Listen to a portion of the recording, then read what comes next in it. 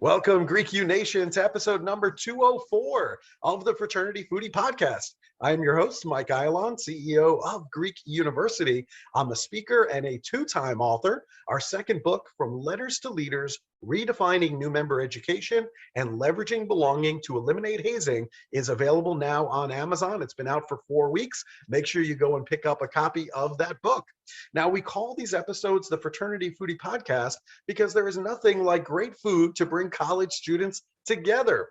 Fun fact, while I love animal proteins, I certainly recognize that it's probably not helping the environment to be so dependent on animal proteins. My daughter is actually a vegetarian, and she reminds me every single day about paying attention to the planet and really thinking about our individual roles in the environment and society as a whole based on our diet choices. So thank goodness for Gen Z, because they are the ones that are committed to a healthier environment and sustainability. And maybe if we keep having conversations like this, then ultimately we can change the way that we operate for the better on this planet. Our next guest is Ximena Yañez Soto. Her mission is to help people regain their health and fall in love with their bodies. Her programs provide a safe space to help people transform their lives through her experience as a health coach, a yoga instructor, and a Reiki practitioner. Starting with small changes in her own habits, she began a wonderful adventure towards whole health and wellness. She took this road after she was personally confronted with the origin of her long list of ills. This revelation helped her understand that the disease is only the messenger. We have to go inside ourselves to find the root cause.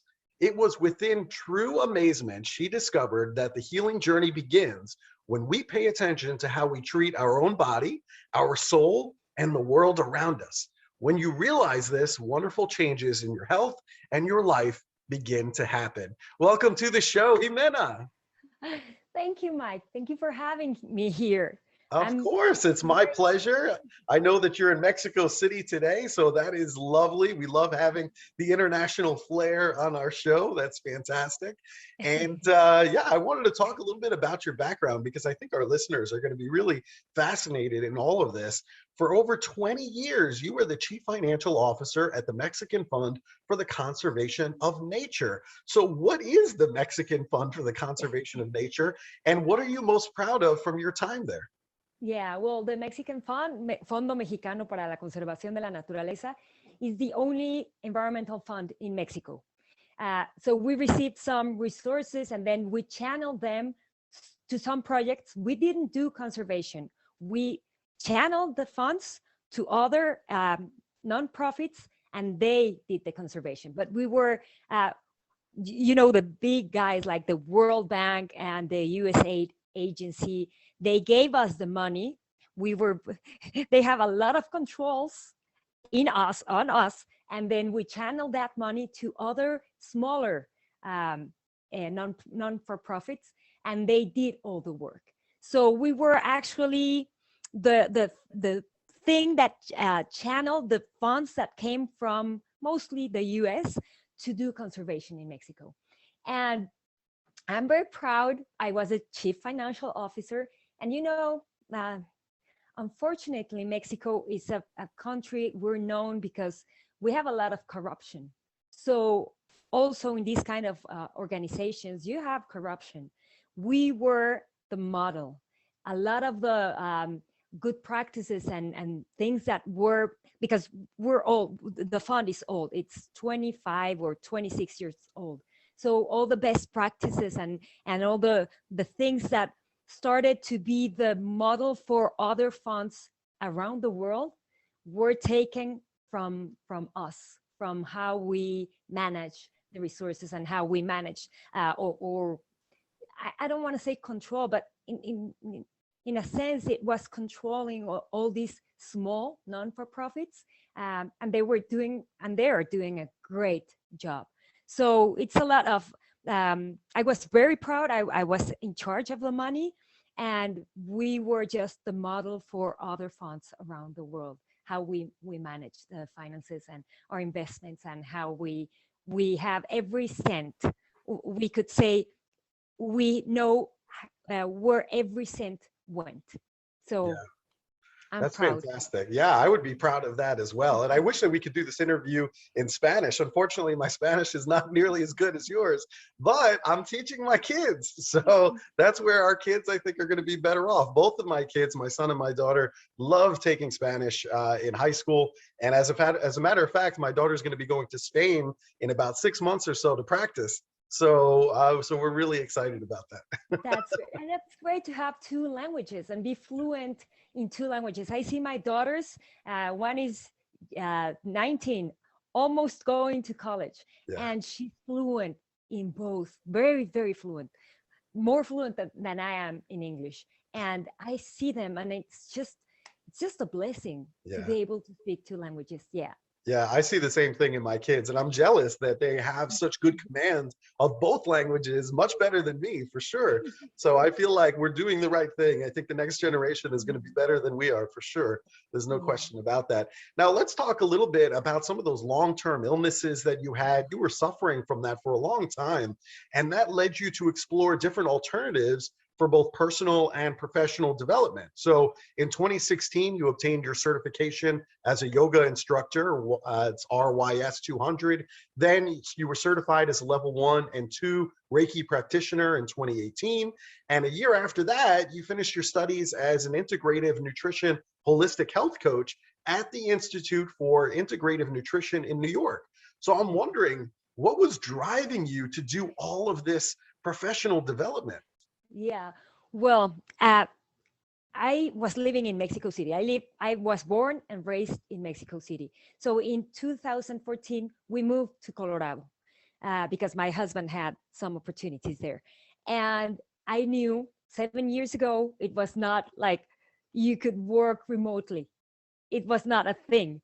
So I knew, I thought, well, it's a good thing for our girls and my husband, and maybe I'll have to leave this place I love, because I really love working for the fund.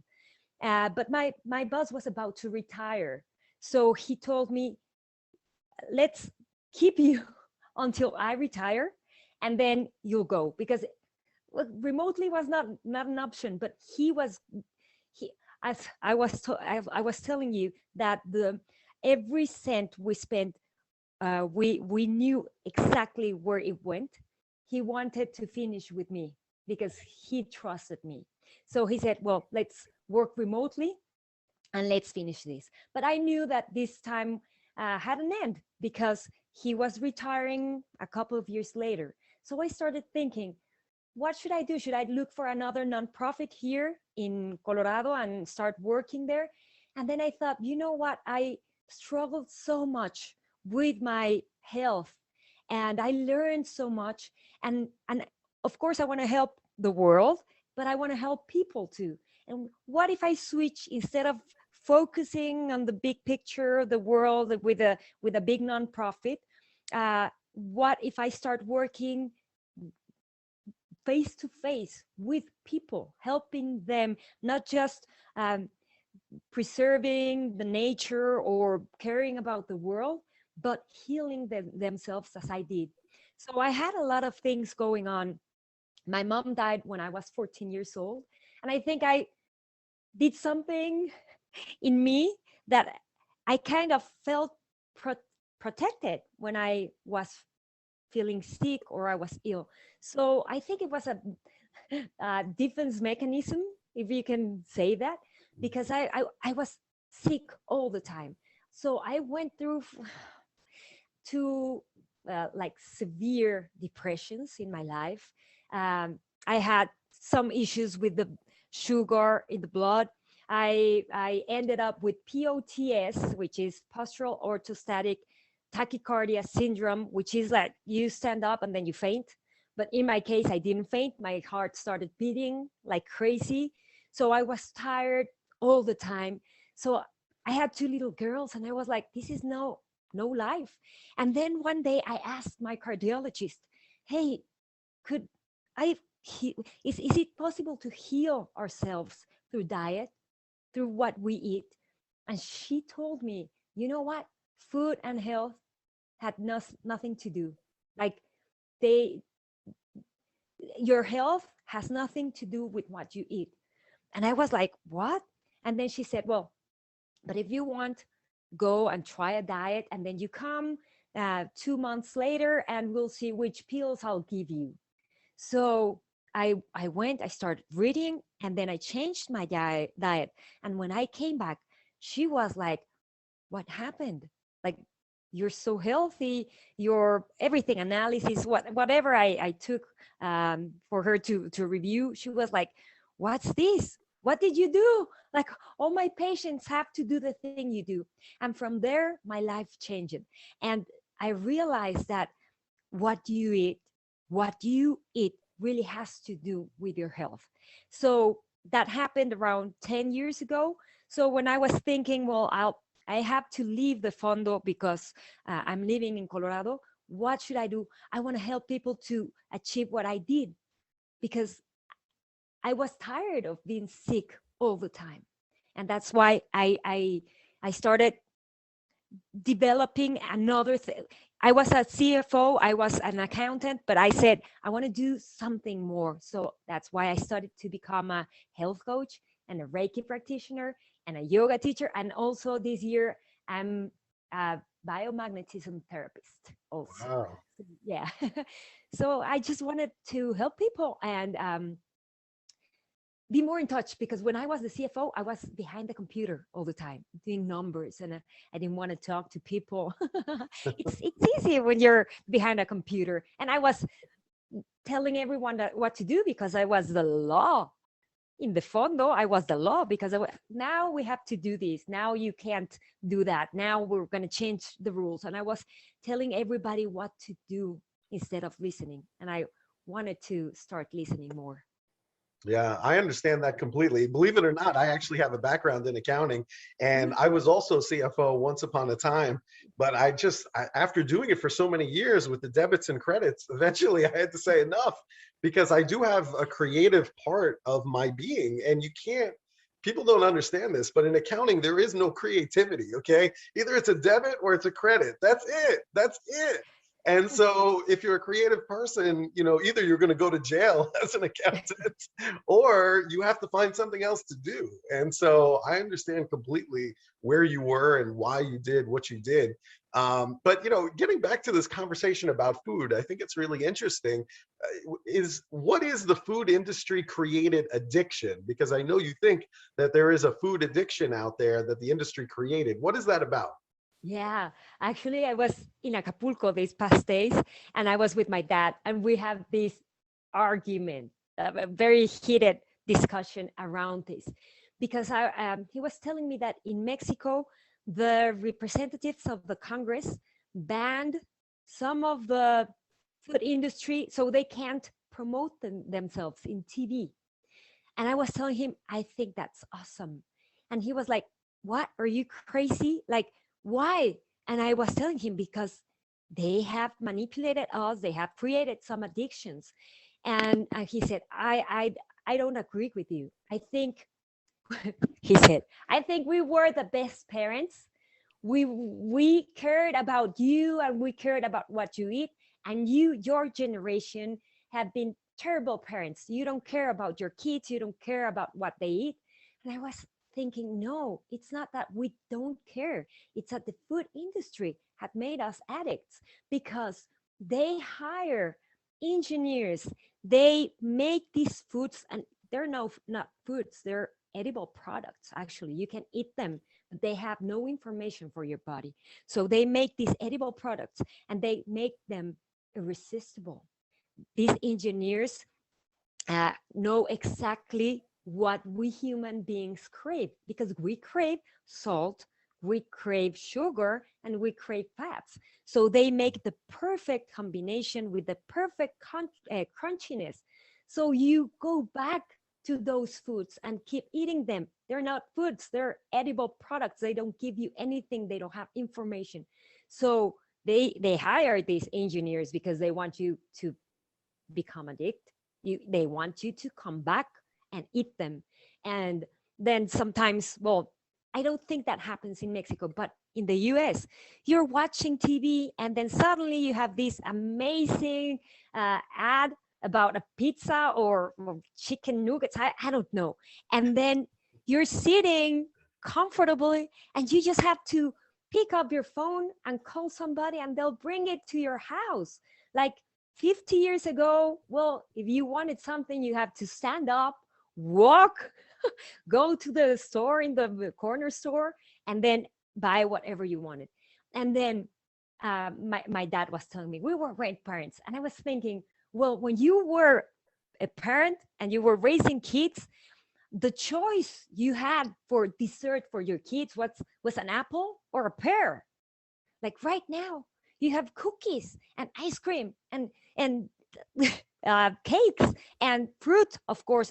But then we have this thing that fruits are not good for us. The sugar in fruits are not good for us, and this is the food industry also. So when you hear that fruits are not good because they have a lot of sugar, then you go for a protein bar, maybe. And that's a processed food. It's an edible product. It's not food. So, yeah, I think the industry is making us addicts. And they're telling us some lies like the fruit, like the sugar in fruit, and also the protein myth, which is also they're they're making us believe things that are not true. And they're making us addict to some things because they have engineers designing these edible products for us to come back and come because they are delicious. I'm addicted to a lot of things. I don't buy them because if I have them in my house, I'll eat them because I'm an addict. I love them. I love them. So that's that's the thing. You're speaking my language because I love food too. So I Yeah. understand. I understand exactly where you're coming from, but there's also a lot of overweight children in the United States today. So who deserves the blame for all the overweight children that we have? Yeah, unfortunately, nobody taught us what or how to eat. When my parent was a kid, they only had few choices. Like they had food, just food. But now we have foods and we have edible products. So we're very confused because the food industry is not also only making these edible products irresistible. They're telling us they're good for us. So you see all these things, low fat, low sodium, good for you, high protein, diet, whatever. Uh, so this is a very different time from when our parents were kids. We have a lot of things. So we have to learn what to eat. We have to teach our kids, our children, our college students to what to eat because not everything that the food industry tells us that it's good for us is good for us. They just want to buy their products. So we have to be very careful. So the thing is that right now we need to learn what and how to eat. So I think it's a mixture. It's because our generation, we grew up with the choices around the apple and the pear, but we have been growing up and we have seen all these things coming, and they tell us that it's good for us, it's healthy, it's a diet product, so we believe that. Nobody has told us no, they're lying to you. So it's a combination between the food industry and there's a new world. We have to learn new things, and these new things inside these new things we have to learn what and how to eat. And it's different. We have to learn that. Yeah, you've talked a lot about processed foods, and certainly I understand all of that. What about animal proteins? Do you Yeah, think that animal we're protein. being manipulated here too? Yeah, too. Because if I ask you, when I say the word protein, what do you think? What comes to Chicken, your mind? beef, I mean, that's what I think about. Yeah. Sure. Well, everything has protein. Fruits and vegetables have protein too. The thing is that proteins are large chains of amino acids. So we human beings, we make some amino acids And some amino acids, we have to take them from food. And we call those essential amino acids. We don't make them. So we have to eat something. So animal products, they have all the essential amino acids in one package, which is the chicken or the fish or the whatever. But when we eat plants, for example, we don't have the whole package of essential amino acids. We have to do what's called protein complementation. So maybe you can eat some legumes and then vegetables or fruits, and then you have all the essential amino acids. And you don't have to eat them in the same meal, because what our body our body does is you eat, and then your stomach is very, very acid, and your stomach is supposed to destroy everything. So these chains of amino acids, it destroys the links between the amino acids. So the amino acids are free, and then our body stores those amino acids, and our body makes its own proteins. We don't eat like, here's the protein and here it goes to the muscle. No, you destroy them in your stomach, and then your body builds its own proteins, because it's a thing that whatever your body needs to do. So it goes to the storage, takes the amino acids it needs, and then it builds the amino acids. So it doesn't matter if you're eating the essential amino acids in one meal, or maybe you eat them, some part of the essential amino acids today, and tomorrow you eat the other ones. It doesn't matter, because your body is going to storage them and then use them whenever it needs. Of course, we need proteins because we work with protein. We do everything with proteins, as plants too. Plants are all the time making their own proteins, but they lack one or two amino acids, essential amino acids. So the thing is that we have been conditioned to believe that the only protein is animal. And we have been conditioned to believe that we need to eat protein, animal protein, at least 3 times per day. Eggs, milk, meat, chicken, fish, whatever. And if we eat that way in the Western, world. But if everybody in the world, every human being eats the same way as we eat, we would need 7 planets Earth for that demand of animal protein.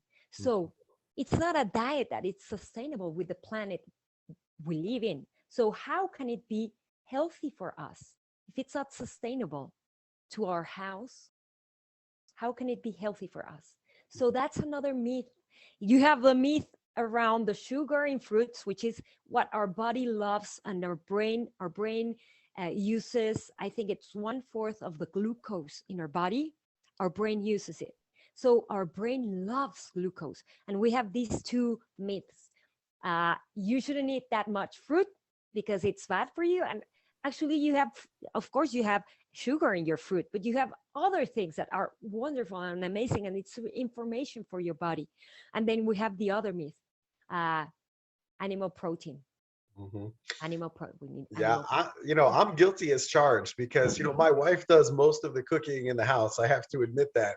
And, if she puts down a plate and there's no meat on the plate, I'm looking at her like, what's wrong? Like, why don't we have fish? Why don't we have chicken? Why don't we have beef here? So maybe I need to start adjusting my own diet, I think is really important. And you started to touch on this a little bit, but why do you feel like we're ruining the environment based on what we're eating as a society?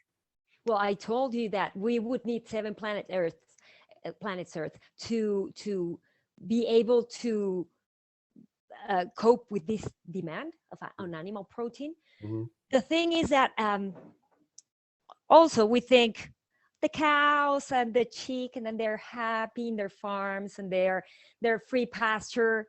That's not true.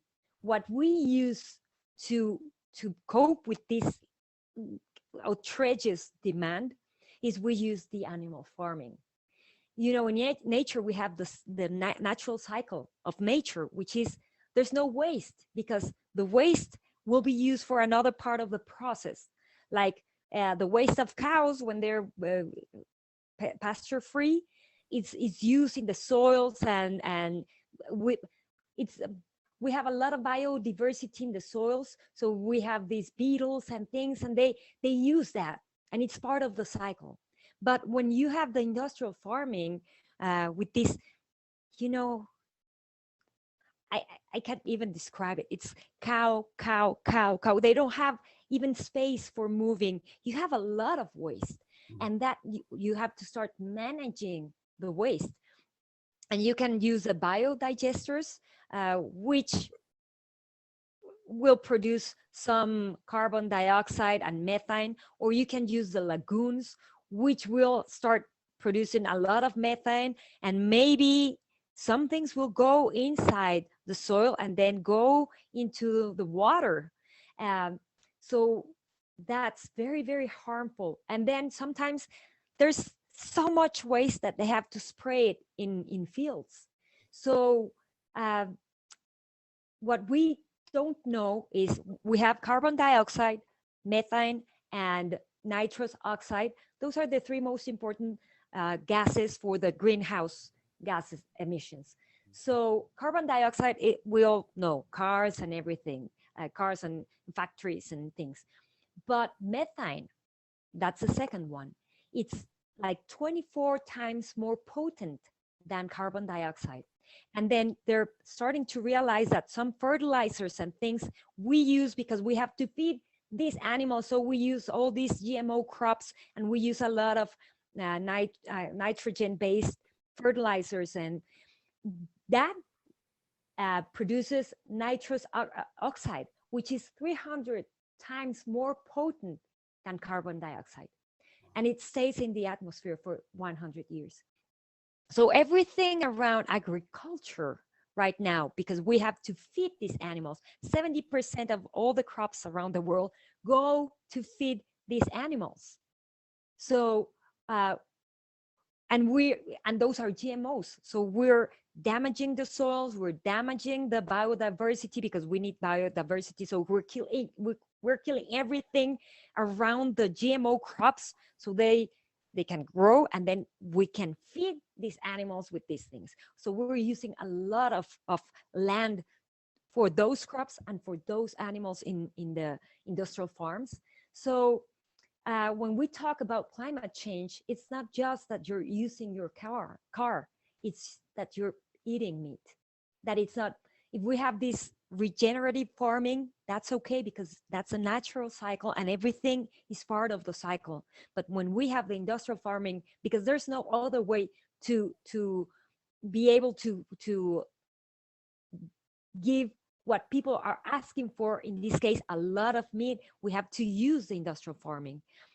So it's agriculture is said that it's the second contributor to greenhouse gas emissions, which is climate change, which is causing climate change. But what they're discovering right now is that methane and nitrous oxide can be more harmful than carbon dioxide. So yeah, what we put in our mouth actually is ruining the environment, because we have all these lies around: you have to eat meat, or you have to eat animal products at least 3 times per day, because that's the only protein that's the only protein that will be able to supply your body needs. But we know there are plenty of others, plants, etc., other things. Now, you're the author of the book, Healthy Planet, Healthy You, Simple Habits to Create a Brighter Future. Can you share with our audience some of these simple habits that our listeners can start with now to try to make a difference? Yeah, sure. I'm going to show you. This is the version in Spanish. I only have here in Mexico the version in Spanish, but it's the same in English. It's the same photo. Yeah, some of the things I recommend, it's very easy. It's reduce your animal protein consumption. Like, maybe if you're eating 3 times per day, what about 1 day per week with no meat, for example, like Meatless Monday? Or maybe there's people that say Well, I don't eat any animal products until 6 p.m. And then 6 p.m. I start eating.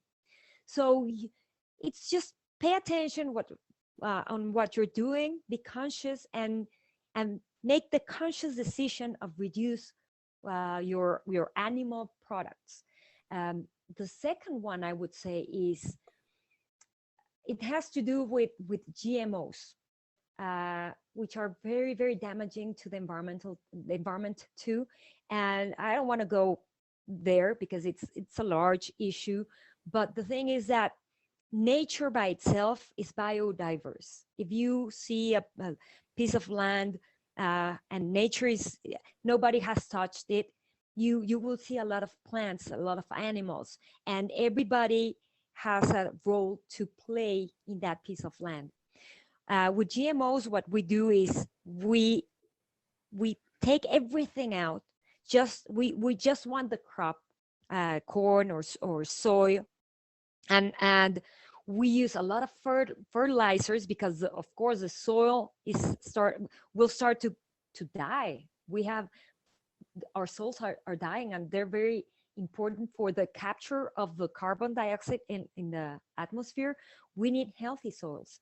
And with these crops, our soils are dying because the biodiversity, the microbial biodiversity, and all the things that have to go there, the animals and things and insects, they're no more. So we grow these artificial, we're growing these crops artificially. We're using these fertilizers because the soils are not healthy. And then we're using also herbicides because, of course, nature is wise. So many plants will try to grow there because this is a biodiverse world. So we use herbicides to kill everything else, but the main crop won't die because we have done some genetical things there. So they won't die. And we also use pesticides to kill all the insects. And the insects are good. They're pests when the biodiverse world is not in balance. That's when we get pests. But when we have balance, we wouldn't have pests. So we're killing the soils, we're killing the other plants, we're killing the insects, we're feeding that to cows, and then we're eating that too. Because mainly all these processed foods, all these edible products are made with GMO corn. So I would say reduce also your GMO consumption. Try to go for organic instead of conventional. And if you can go to a regenerative farm, try to buy from them because they're going with the cycle of nature. And other thing is, I told you, nobody has taught us what and how to eat. So we should stop listening to other people because other people is telling, like our neighbors, oh, you have little kids, they should eat protein. Are they having their proteins? Stop listening to what other people tell you if they don't know. If they just grow up and they grew up and saw the change. As what I was telling you, we grew up with should I have an apple or a pear for a dessert? And now we have all these things, and we grew up in this era of edible products and a lot of food, and you don't know, and you just read that this is healthy and this is low sodium and this is, stop listening to that. Stop listening to that and start listening to people that are doing some research and are telling you what to eat and why. Because we are ruining the environment with that, and we're ruining our kids' health. I've learned so much today. This has been really great. I can't wait to go out and buy your book now, Healthy Planet, Healthy You, Simple Habits to Create a Brighter Future. I absolutely love it. Now, you have to understand, we do love good food here at the Fraternity Foodie. So I need to know, next time I'm in Parker, Colorado, where should I go out to eat? What's your favorite restaurant? Well, I want to tell you that my book has 16 recipes made by a Mexican, very renowned Mexican chef. So it's delicious. She's plant-based, this chef. These are 16 recipes. They're so good. I make these recipes and people ask me, really? This doesn't have any meat or anything, because they're tasty and they're, of course, food has to be pleasurable. Like, eating is a pleasure and we have to enjoy it. And that's why we have the taste. Everything has to taste good so we can go back and keep eating that. That's what the food industry knows. So we have to make our meals and they have to be delicious and they have to be inviting. You eat with your eyes, you eat with when you smell, you eat when you taste things. So food, of course, food has to be delicious. So I like to cook at home. I like to cook these recipes, but also I like Japanese food. So in Parker, I like to go to a place called June's. It's a Japanese restaurant. Of course, I eat only plant-based things. They have this alternative. So they have the veggie sushi and a lot of things. So I usually go to places where they have these alternative things for us, that we people who don't eat animal protein, or we try to do that. Plant-based doesn't mean that you don't eat them. It's just that you are conscious about what you eat. So you reduce what you eat, your animal protein. But it's about just having fun and eating. Eating is a pleasure, of course. We have to enjoy what we eat. Right. 100%. I believe in that. We have to enjoy what we eat. And now I can tell, if I am in Parker, Colorado, I'm going to come and have dinner with you and your husband, Yeah. and you're going to cook a fantastic meal is what Of, this is what I'm getting at. of course, come home. I hated to cook. Then I moved to Colorado. I started cooking, and I love to cook. And when you smell, I don't know, the tomatoes and then the onions, and you have everything in your hands. And there's a thing they say, I don't know for sure, but you exchange energy with your food. So how can you exchange energy with something that it's dead, like a piece of meat? So when you touch your onions, your garlic, tomatoes, your celery, you're touching them, you're exchanging energy with those living foods. I love it. That's fantastic. All right. So if our listeners, if they want to bring you in, maybe as a speaker, maybe they want to use your services as a coach, maybe they want to buy your book, where's the Yeah. best place for them to go and to connect with you? Where should they go? Well, the best place is my website, which is believetransformbe.com. They will find everything there. If they want to buy my book, they can go to Amazon. The book is Healthy Planet, Healthy You. So yeah, that's the best way. I think I have everything in my website, believetransformbe.com. BelieveTransformB.com. I love it. I love everything you're doing, Ximena. I've learned so much from you today. So thank you. Thank you so much for being on the show with us today. This has been a lot of fun. Oh, thank you for having me. And it's a pleasure to talk to you. I hope we talk soon. And when you come to Parker, you come and have dinner with us. Yes, Okay? the best food is at your house. That's what I learned today in Parker, Colorado. I would say so. I love what I cook. That's fantastic. And to our listeners, make sure that you like this video. Make sure you like this podcast. Make sure you like this social media post. Share it with other college students, so that way they can learn what's the best things for them to eat, and also pick up the book, Healthy Planet, Healthy You, Simple Habits to Create a Brighter Future. Thank you so much for listening, and we look forward to seeing you on another episode of the Fraternity Foodie Podcast. Thanks so much. See you next time. Thank you.